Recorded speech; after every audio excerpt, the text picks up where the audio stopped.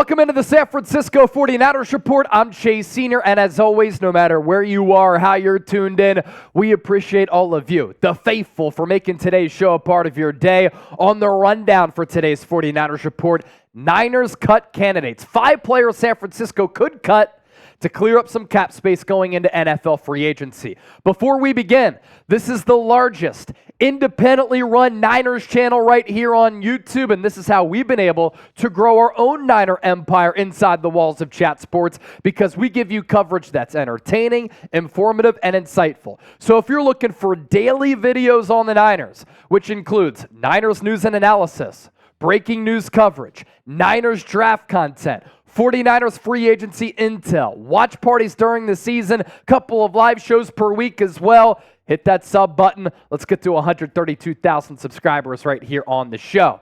Niners cut candidate number 1. Not much of a surprise right here, although some of the other players on this list would be surprise cut candidates. Isaiah Oliver. A reason why I think that the Niners are going to cut him, San Francisco can save $2.4 million by cutting him. He's on the books for 2024 with the cap hit of nearly $4 million. There's just no way that a player who really struggled last year in Steve Wilks' defense, as a Steve Wilks guy, is going to play in 2024 under that salary. Now, you would have to take on a dead cap number of about $1.5 million, but he's a Steve Wilks guy. Steve Wilks is no longer here, and he really struggled. And I know that oftentimes here on the show, we point to the Pro Football Focus grades because PFF watches every single snap of every single game, but sometimes the numbers don't tell the full story.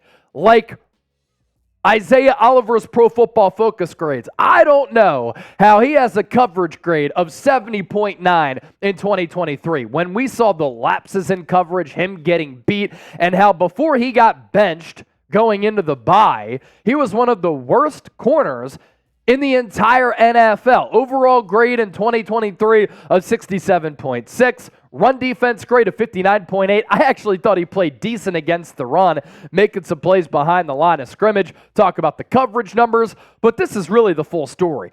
A passer rating allowed of 104.2, and that came on 339 coverage snaps.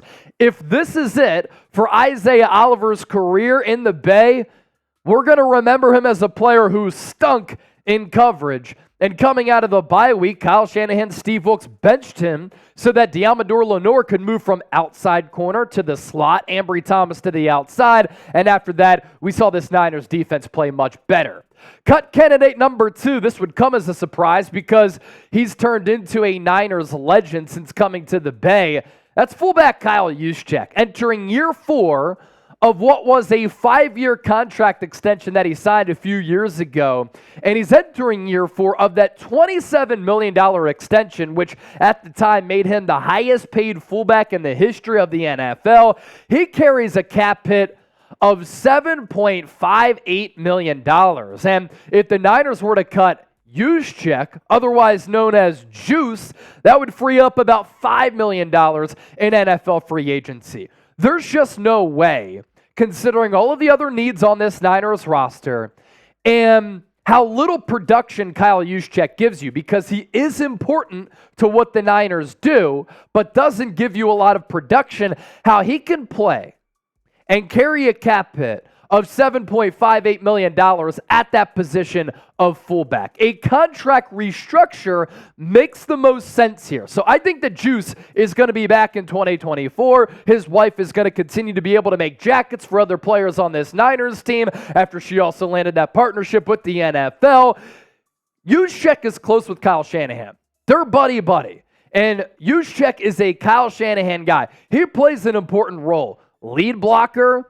Every time he is targeted, which is not often because of all the other weapons on this team, he comes through in the clutch, makes big plays. When he gets a handoff or catches a pass, it seems as though it's a momentum-changing play, brings leadership to the table, pre-snap motion, helps the disguise with this Niners offense. All these things are important, but a $7.5 million cap hit for a fullback is roster-building malpractice. And it's insanity when the Niners have to get better in other areas. And when you could lower that to, let's say, $3-4 million and then use that other money elsewhere to help improve your football club. So what should the Niners do with Kyle Juszczyk? This will be the pinned comment.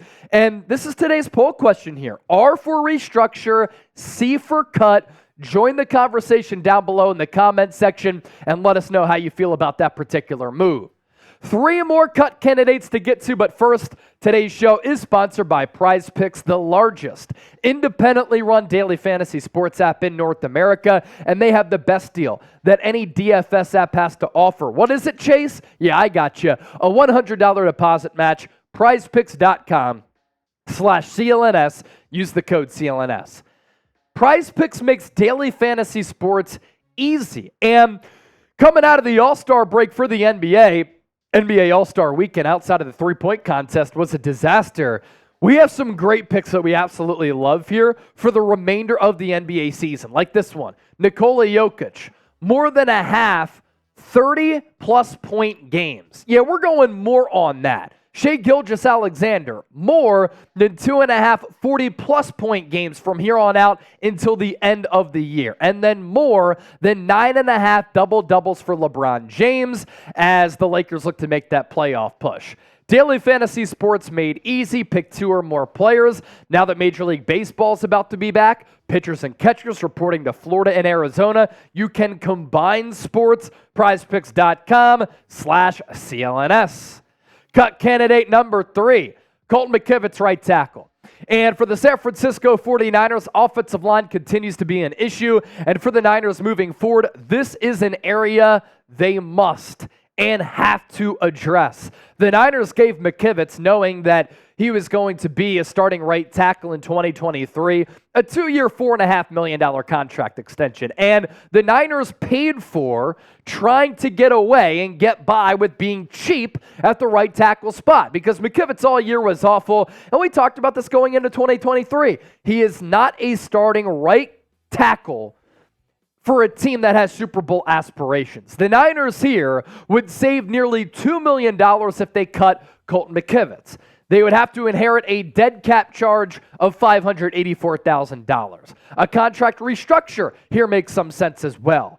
But a dead cap charge of $584 million, that's basically monopoly money for a team that's operating at this level in the National Football League. And I've said this time and time again.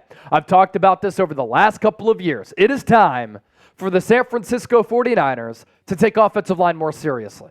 And until they do, they will not win a Super Bowl.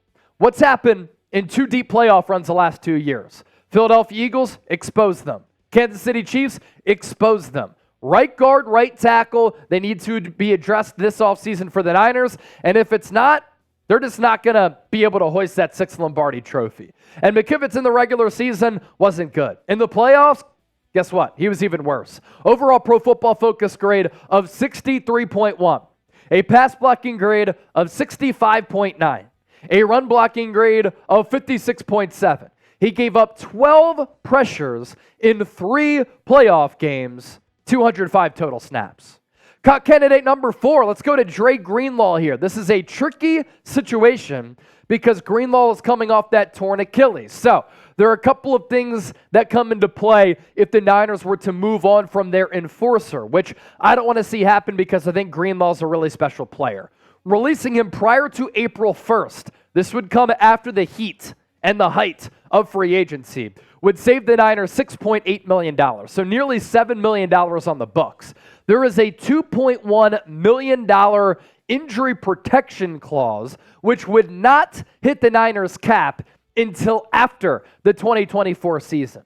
But Dre Greenlaw here going into this year when he's probably going to miss most of the season is set to earn $8.7 million in salary as well as bonuses.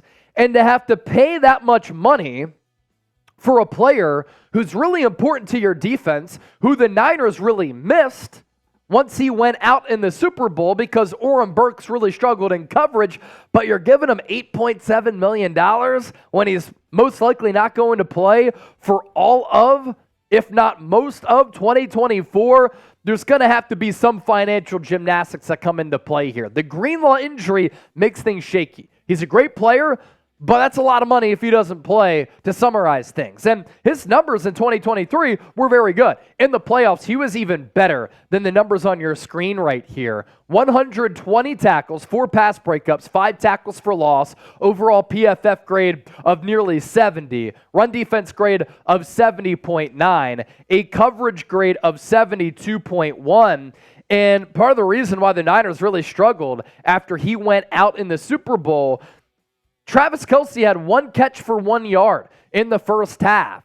And Dre Greenlaw in the playoffs just continued to play lockdown defense. He had a coverage grade of 89.7 in the postseason. He was flying around in the Super Bowl, hitting guys left and right. Patrick Mahomes even went to the sideline and said, we need to match their level of physicality. Well, once Greenlaw went out of the game and he suffered that torn Achilles in a fluke way, jogging onto the field after a punt, Niners defense just simply wasn't the same. Cut candidate number 5 is Jake Brendel. So you look at this list, and this is why we listed the title, Surprising Cut Candidates. Kyle Juszczyk, starter. Colton McKivitz, starter. Dre Greenlaw, starter. Jake Brendel, starter. Isaiah Oliver to start the year. He was starting for this football team. So these are 5 players who played starting roles for the Niners who could get cut to free up some cash flow. For Brendel, I didn't love this deal at the time when he signed that 4-year, $20 million contract extension during the 2023 offseason. He was coming off a year in which he was a Pro Bowl alternate, but you can get better centers for about $5 million in average annual value. The Niners, if they cut Brendel, would save about $3.5 million, 3.48 to be precise. Dead cap charge in 2024, again, not much, under $1 million at $682,000. Then in 2025, you have to eat a little bit more. It would go up to about $2 million. But if you upgrade in a big way at center, right guard, right tackle, you have Aaron Banks at left guard, you have Trent Williams at left tackle. What was and has been a position and an area of weakness, the offensive line, could then become a strength.